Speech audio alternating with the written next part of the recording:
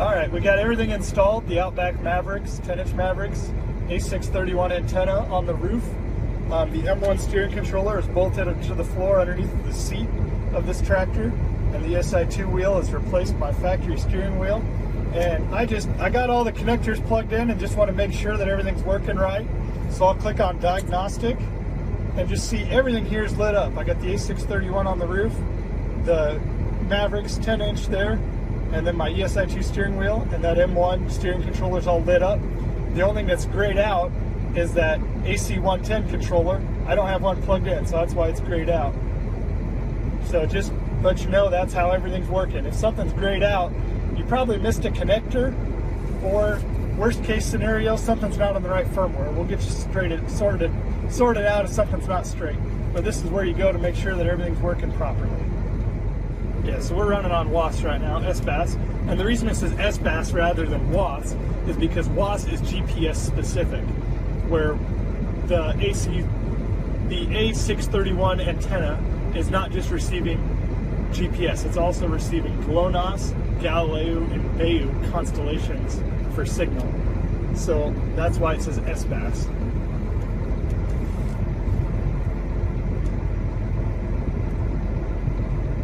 See, we got our John Deere tractor in case I had your disc on. This is how we did it.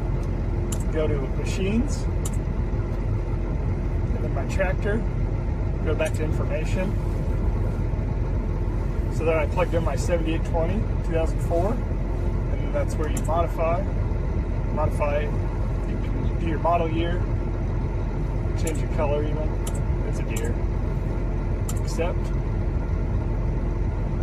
the dimensions, plug in where your antenna's at, height off the ground, wheelbase of the tractor, length from the drawbar to the axle, all plugs into how the tractor steers on that either straight track or curved track. Antenna offset, mine's right in the middle. Wherever you've got metal, wherever you want to mount that antenna, that A631 on the roof, just plug it in, and you can go left or right. If you got a bolt there, that's where you want a magnet off of, plug it there. And then if you're forward or backward off that axle, that's all they need for wherever you want to mount it. And then back to the machines, we got the disc. I just put in the old disc is what I named it. And then the dimensions.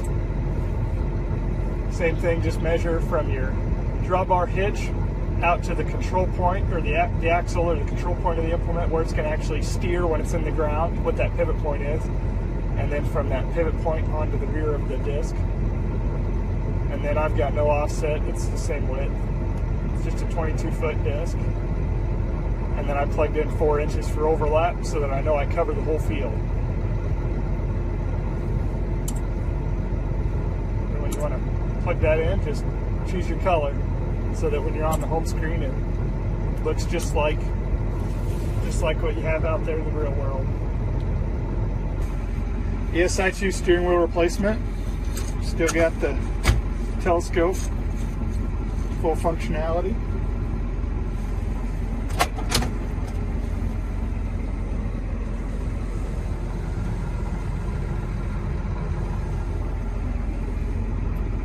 Calibrations on MaveriX 10-inch with the ESi2 wheel. Go to machines, go to tractor, and then calibration.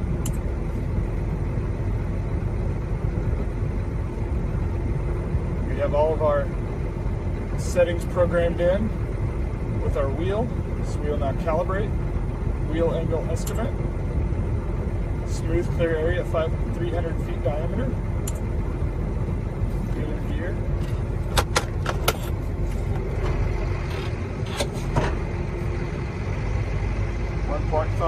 Accept.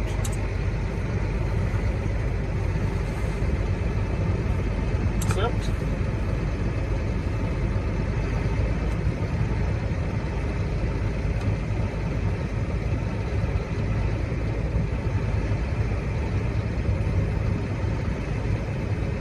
That wheel is really quiet. It's hard to can't even hear it.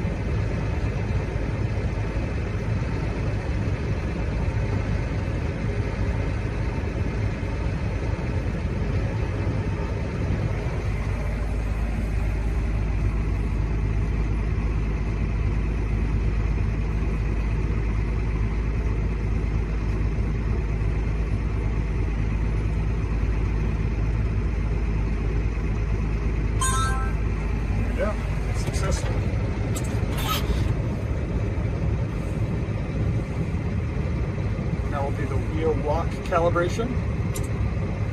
Turn wheels to full lock. So now I'll turn all the way to the right.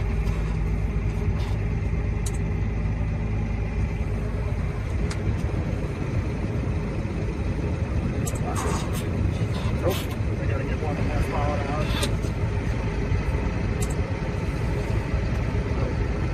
Wheel lock calibrate, full lock. Now we're calibrating.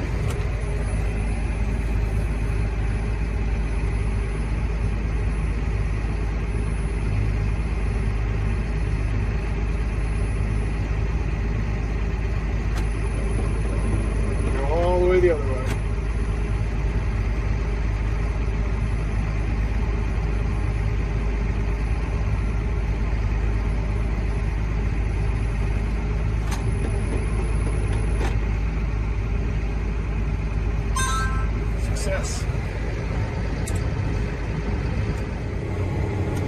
So we're on freeform Autosteer right now.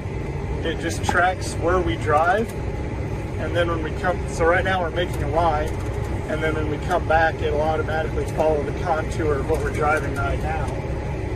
So the green switch is turned on, basically just telling the Outback that we have the disc in the ground, and we're tilling. We want to keep track of where we've been, and then when we come back, we'll have a contour that the MaveriX and the ESi2 wheel will just perfectly follow where we've already been.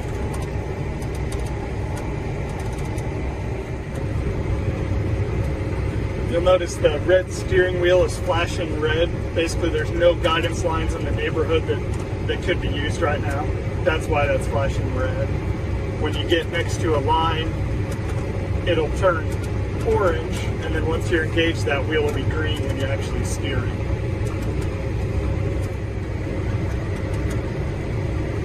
We've got all the measurements for the disc and the tractor plugged in so that it tracks where the disc is as it pivots around behind the tractor, so that when we go back on Autosteer, it'll tuck that in right next to where we've already been. I really like on the MaveriX how it shows the picture of a disc rather than just a picture of a boom, you know, and it lets me plug in that I got a John Deere tractor, so I got a green tractor there and a red disc for a Case IH disc. It really brings the physical into the digital world.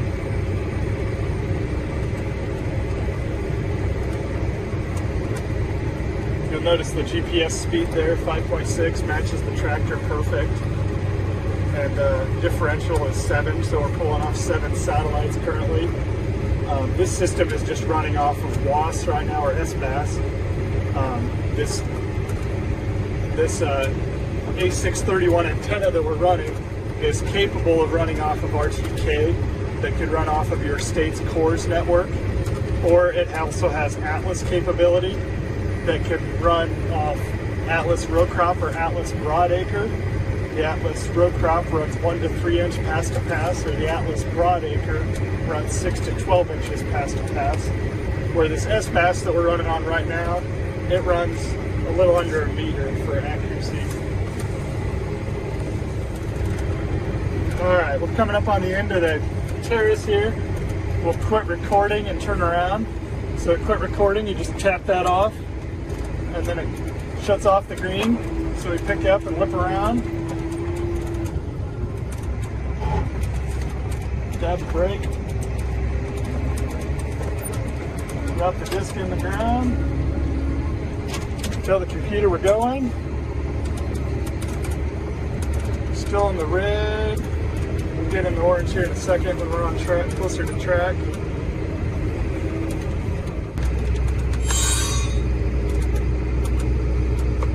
Now we're engaged on our old track that we just took. Got out and picked up the rock we saw in the field.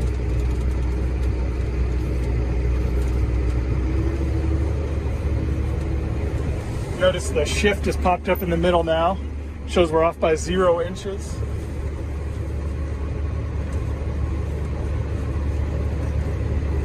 Just constantly correcting, keeping us on that line.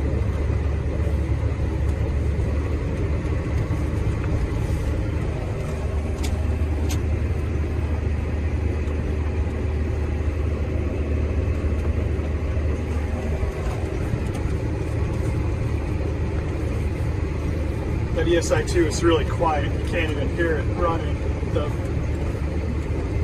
Think about a motor inside the cab with you, and you don't even notice it.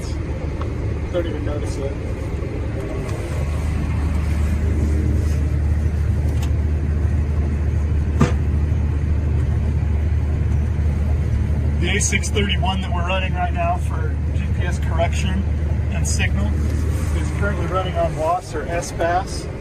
So we're really on the lowest correction there is right now, running sub 1 meter accuracy. And I'd say we're seeing a lot better than 1 meter accuracy, but it says inch or 2 inches off. If you're planting corn rather than doing tillage, I would recommend the row crop correction. It runs 1 to 3 inches past pass accuracy, which is a subscription onto the A631 antenna.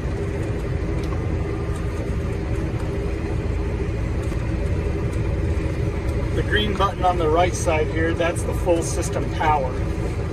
So by having it clear up into the green steering wheel on, that supplies power to the ESi2 wheel. This is wired direct to the battery. It's fused for 10 amps, so I didn't want to hook it into the power strip on my tractor. You could. I just wanted to run it straight to the battery. So it's not on peak power. So when the system needs to be shut off for the night, you got to turn it off with that rocker switch. The boot up is really fast, faster than the tractor building temperature on these cold mornings. You've already got correction and everything up just like that, as soon as the tractor has temperature.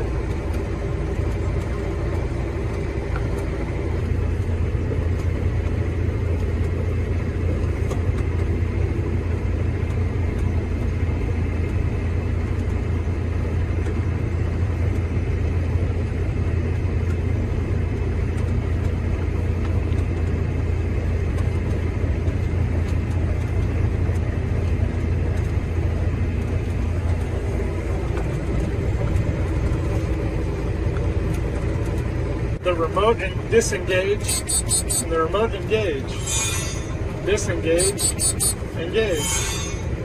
The remote button that comes with the MaveriX. Alright, so we finished our field. Let's pull up and see what it looked like. We'll go to the map screen, and we'll load our map. And this is the job we finished last night. So now we got a map of where we went. It says we did 41.2 acres and it took 2.47 hours. Then the other job we did last night, just a little corner of 13 acres. See where you've been. And then the job we did this morning.